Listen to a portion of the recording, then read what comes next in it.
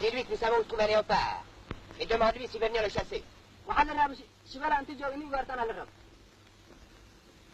waxaa nimankaa shibala kiyagana mid ku jira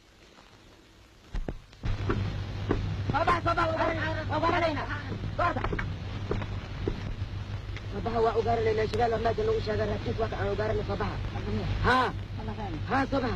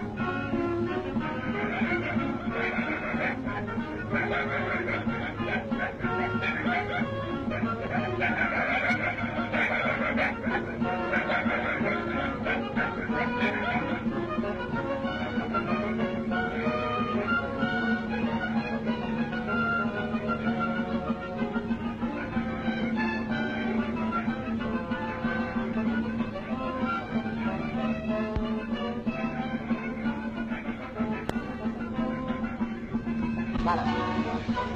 Est-ce que merci? Ah! Nous sommes là pour chasser le léopard. Tout à fait, je vais